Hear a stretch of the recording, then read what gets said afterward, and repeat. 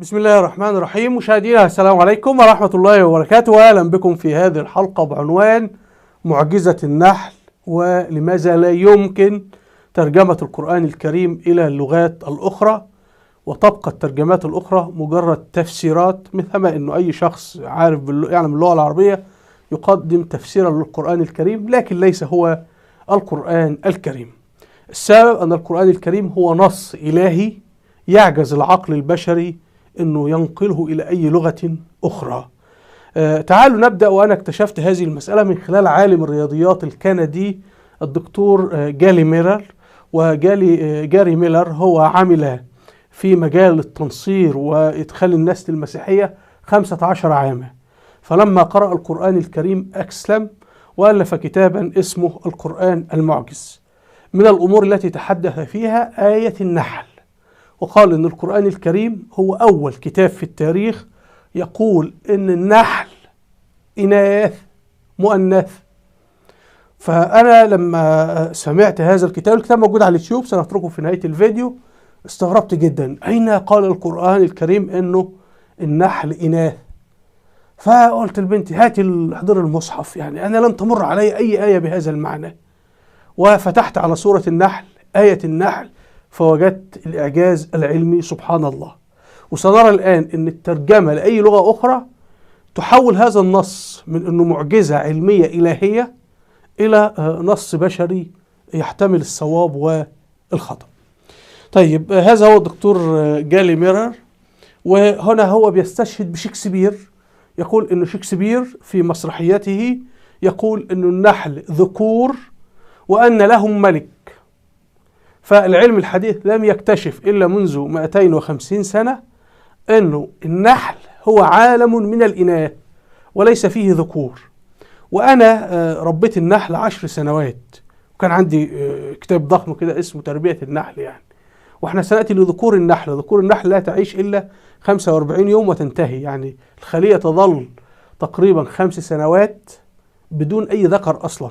فالملكة أنثى والباقي النحلات إناث أيضا، فهو مجتمع من الإناث لا يحدث فيه إلا ذكر واحد يقوم بالتزاوج مع الملكة ثم يموت ولا يعود للخلية، وسنأتي لذلك يعني. فالشيء الطبيعي ان احنا كنا ان في ذكر وانثى في الكائنات، في اي الاسود الحيوانات الى اخره. فشكسبير وهو مثقف انجليزي والانجليز يفخرون به يقول ان النحل جنود ذكور وان لهم ملك. طبعا هذا الكلام خطأ لانه كلام شكسبير من غير الله، ده في مسرحيته. طيب، الله سبحانه وتعالى يقول في القرآن الكريم: وأوحى ربك إلى النحل أن اتخذي. هنا ركزوا، يا المؤنث. فكما نعلم أنه في اللغة العربية هناك ضمير للذكر وضمير للأنثى، فهناك ضمير أنت للرجل أو للذكر وضمير أنت للأنثى. وفي الأفعال كذلك، اكتب، أي نحن نحدث رجل، اكتبي بنكسر الباء يبقى أنثى. وطبعا هتجد ضمير الإناث سواء في المرأة أو للجمع الإناث حتى موجود، يعني في حالة الجمع، في حالة المخاطبة، وفي حالة ضمير الغائب هو هي هم هن وهكذا يعني. فهنا وأوحى ربك إلى النحل، الوضع المنطقي الطبيعي ان ربنا يقول نحذف الياء اللي هي ضمير المؤنث، وأوحى ربك إلى النحل أن اتخذ من الجبال بيوتا ومن الشجر ومما يعرشون. الكلام منتظم وجميل جدا، ليس فيه أي خطأ بالنسبة لثقافة الرجل العادي. لكن بالنسبة ده معناه أنه بيخاطب ذكور، والنحل ليس ذكورا. واحنا هنرى الأخطاء اللي هم وقعوا فيها المترجمين الحاليين لما جم ترجموا أن اتخذ للذكر، يعني كأن الله يخاطب ذكر النحل وليس يخاطب أنثى النحل. طيب، لكن هنا لا، في ياء ان ربنا بيخاطب أنثى. طيب، وهتجد انه هذه اللغة من الخطاب مستمرة حتى في الآية الثانية. الله سبحانه وتعالى يقول: ثم كلي من كل الثمرات فاسلكي، ادي ضمير مرة أخرى. فلدينا 3 أفعال كلها بصيغة الموجهة للأنثى أهي كما نشاهد. 3 أفعال الخطاب فيها لأنثى وهي أنثى مفردة واحدة. وده الإعجاز الثاني، أن الله سبحانه وتعالى في بداية الآية يتحدث عن مجتمع النحل، فلم يقل وأوحى ربك إلى النحلة، لا بل قال النحل. فهو الله لم يتحدث عن نحلة، قال أوحى ربك إلى النحل، فبيتحدث عن جماعة. ثم انتقل الخطاب إلى مخاطبة نحلة واحدة. وهذا أيضا من الإعجاز العلمي في القرآن الكريم، وأنا باعتبار ربيت نحل أفهم هذا. فأولا الله سبحانه وتعالى يقول أن اتخذي، فهو يخاطب نحلة واحدة، وهي من؟ وهي الملكة، لأن ملكة النحل هي التي تتخذ القرار وتقوم تطير من مكان إلى مكان. ولا رب النحل يعلم هذا. النحل لا يستطيع أن ينتقل ولا يطير ولا يترك خليته أو عشره في الشجر أو في الجبل إلا مع الملكة، وحياة الخلية كلها تتمحور حول الملكة يعني. فهنا الله يخاطب الملكة أن اتخذي من الجبال بيوتا ومن الشجر ومما يعرشون ثم كلي. هنا الله يخاطب نحلة أخرى اللي هي النحلة الأنثى العقيمة الجندية، ليست الملكة. ثم كلي من كل الثمرات. فالله سبحانه وتعالى يقول أن النحلة التي تخرج من الخلية لجمع الثمار والأكل وكذا هي أنثى، والذكر فعلا لا يخرج من الخلية، والذكر لا يذهب لجمع الرحيق أبدا. الذكر حياته قصيرة جدا، 45 يوم يعيشها كلها في الخلية، يخرج تقريبا مرة واحدة يتزوج فيها مع الملكة ويموت ولا يعود. فالله سبحانه وتعالى أزوره، يعني إذا أنت محمد صلى الله عليه وسلم كان أميا لا يقرأ ولا يكتب، فكيف رجل من 1400 سنة لا يعرف القراءة ولا الكتابة يتحدث بهذه الدقة العلمية؟ وفعلا أيضا هنا صيغة المفرد المؤنث، يعني يخاطب أنثى واحدة، لأن كل نحلة تخرج بمفردها.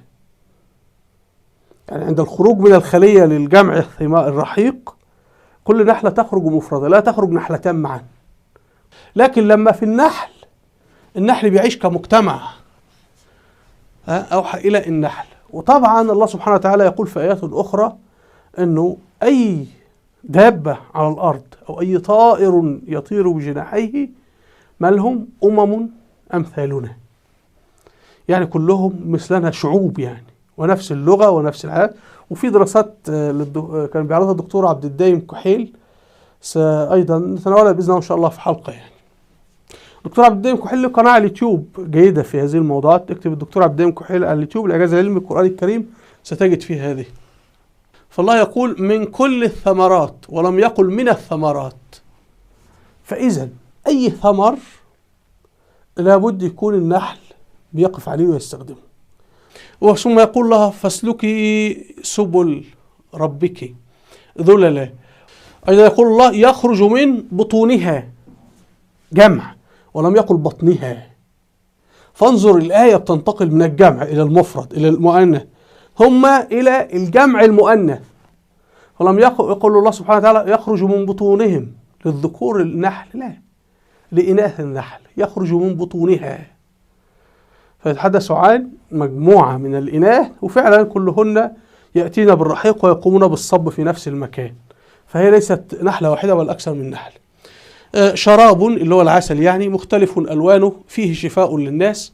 طبعا كثير فسروا فيه شفاء للناس، وفيه يعني سمعت شهادة الدكتور زغلول النجار يتحدث انه في رومانيا وفي روسيا وفي دول اخرى هناك علاج بالعسل، وده علم كبير يعني.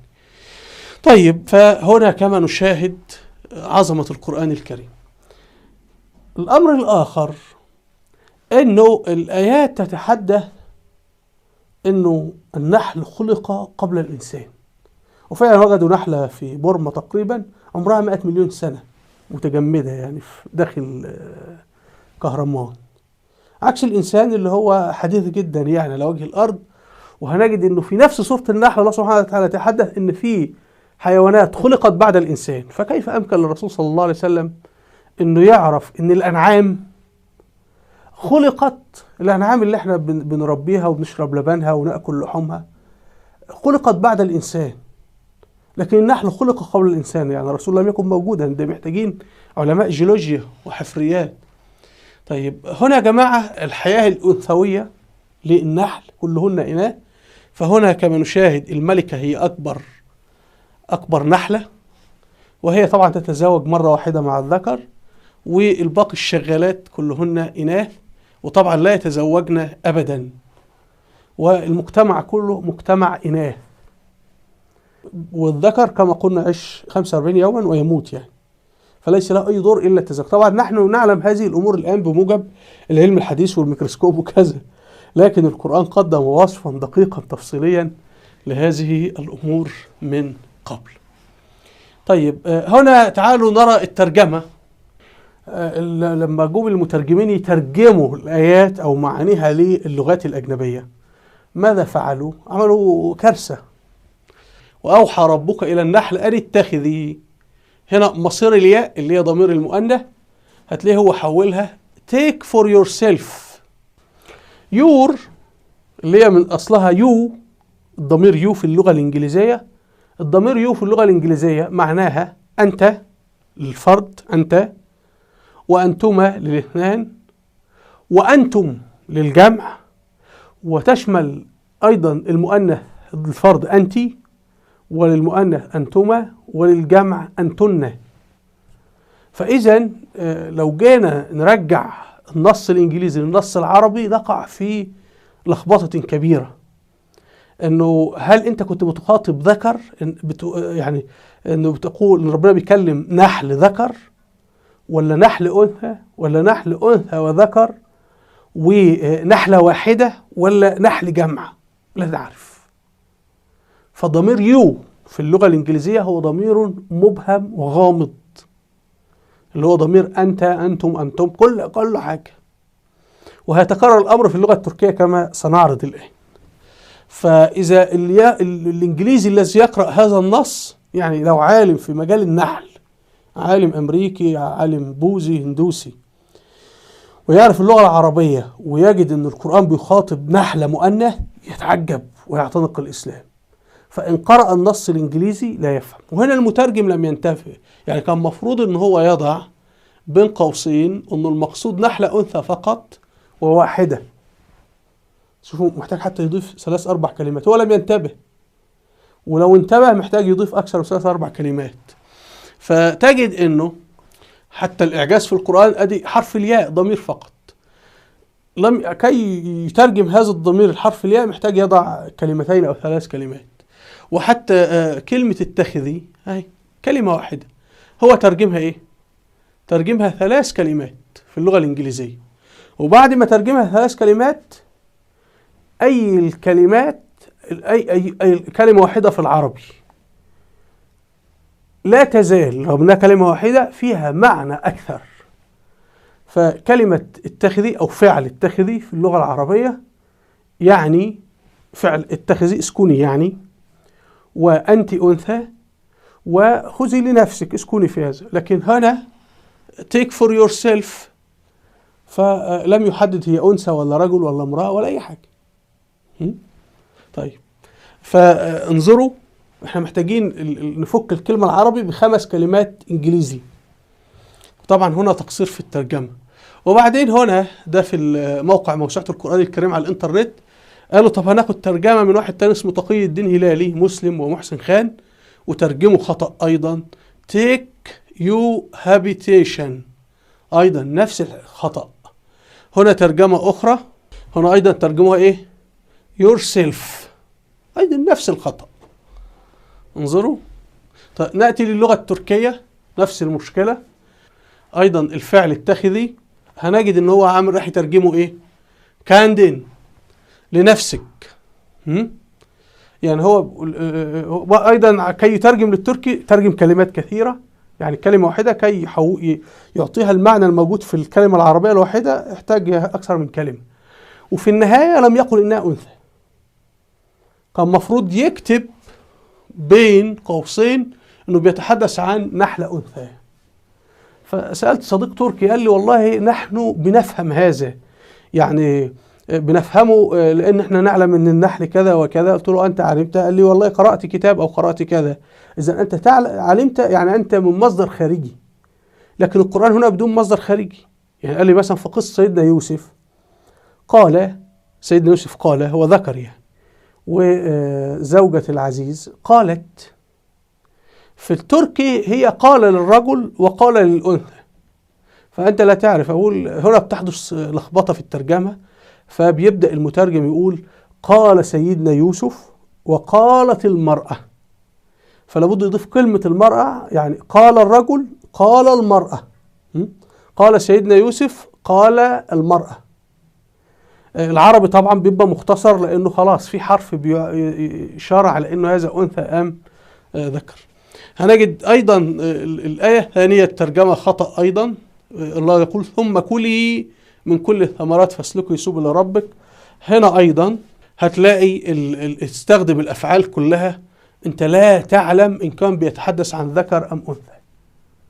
انظروا، فذلك الإخوة بقى اللي عارفين لغات فرنساوي إيطالي صيني روسي اكتبوا لنا في التعليقات. هنا يا جماعة أيضا في نفس سورة النحل في الآية رقم 5 نجد إعجاز علمي، وهو أن الله يقول أنه الأنعام، الحيوانات التي نأكل لحومها ونشرب لبنها، خلقت بعدنا، عكس النحل. الله لم يقل خلقت لكم النحل، لكن في بداية سورة النحل ربنا يقول أنا خلقت لكم هذه الأنعام. فيقول الله سبحانه وتعالى والأنعام خلقها لكم من أجلكم فيها دفء ومنافع ومنها تأكلون ولكم فيها جمال حين تروحون وحين تسرحون. فالله يقول هذه الأنعام خلقت لكم، يعني أنتم خلقتم أولا وهي لكم، فهي مضافة إلينا، ده فهمي أنا أنها خلقت بعدنا. طيب الإخوة أنتوا اكتبوا برضو أيضا تعليقاتكم، والإخوة المتخصصين في التفسير أو في علوم الحيوان إلى آخره اكتبوا تفسير.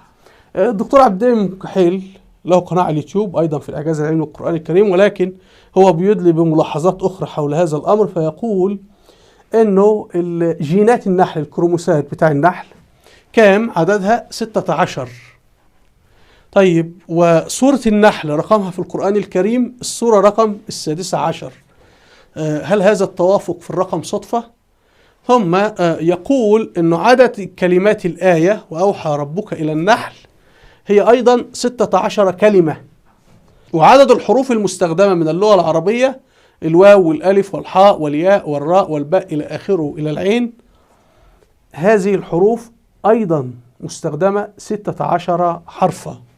طبعا هو له ملاحظات أخرى لكن الوقت لا يتسع له، وعرض دراسات أيضا أنصحكم أن من يريد الاستزادة يكتب على اليوتيوب الدكتور عبد الدائم كحيل النحل، والدكتور زغلول نجار، لكن شرح الدكتور عبد الدائم أفضل يعني.